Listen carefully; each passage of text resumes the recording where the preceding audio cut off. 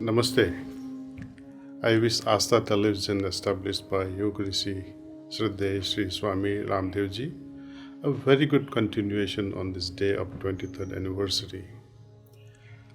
It is meant for the good and elevating the consciousness, bringing awareness of our ancient tradition, the main purpose of establishing such a channel where moral values are inculcated. Earlier days when we had Gurukulas, such education was imparted, but is it possible today? So I think as per Ramdevji, as per Babaji's vision,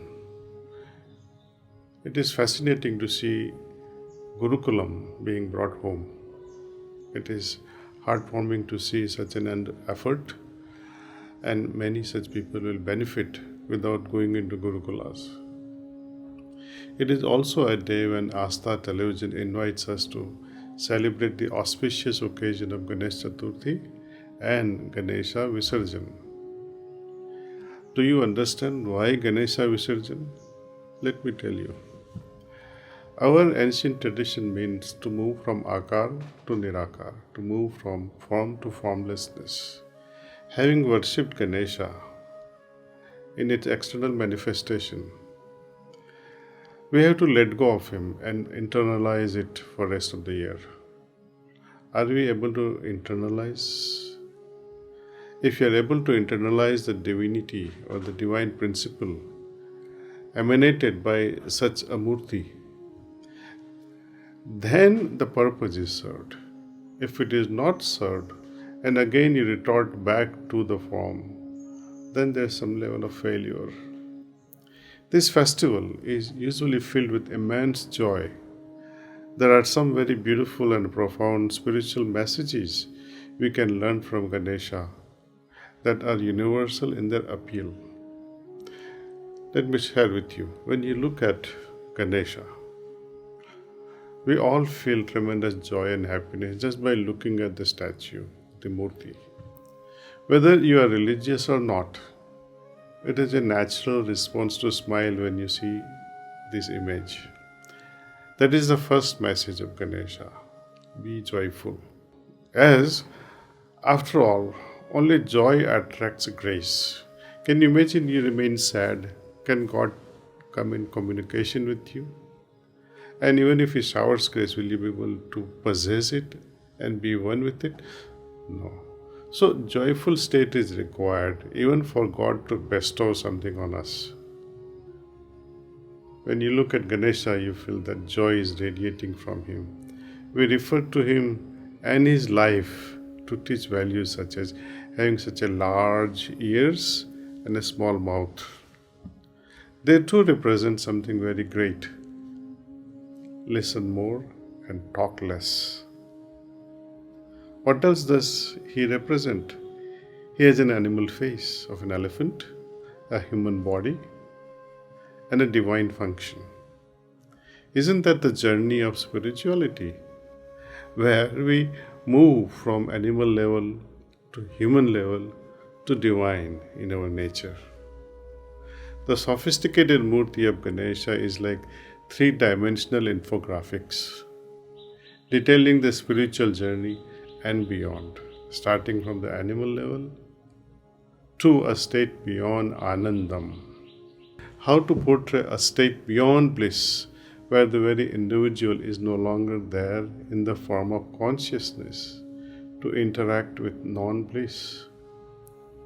We have animalistic, instinctive tendencies that are associated with living in a physical body as a part of the animal kingdom. Through developing our capacities to love, to accept, to understand, and to forgive, we become human, transcending the baser tendencies. As the journey continues, our existence slowly becomes divinized so that we transcend even our humanness so that we can merge with the ultimate. In that state, the animal, human, and divine are integrated in the form of divinized being. Ganesha symbolizes this journey. He represents the possibility that exists for all of us. Now comes the mouse. Why should a big person like Ganesha be riding a tiny mouse?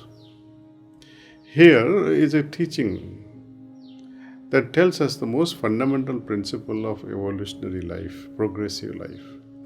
Our journey is all about expansion of our consciousness, and there it requires the refinement of our subtle bodies.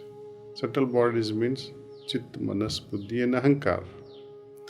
Ahankar especially, as our ego is refined, the qualities of humility, innocence, simplicity and purity, they shine out in our behavior. As we are able to externalize the subtlest of spiritual conditions. Ganesha Murti shows us this so beautifully and so simply. We need to make our ego so light, so refined, that even a mouse can carry us.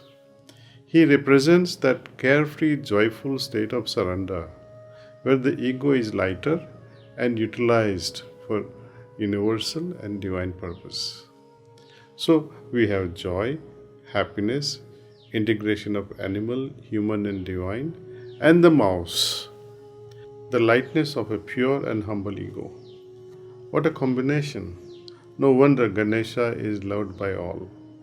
His festival reminds us that instead of just loving him, let us try to represent those qualities. Once again, my hearty congratulations to Astha TV and especially to Baba Ramdevji for their celebrating 23rd anniversary. Thank you and pranams.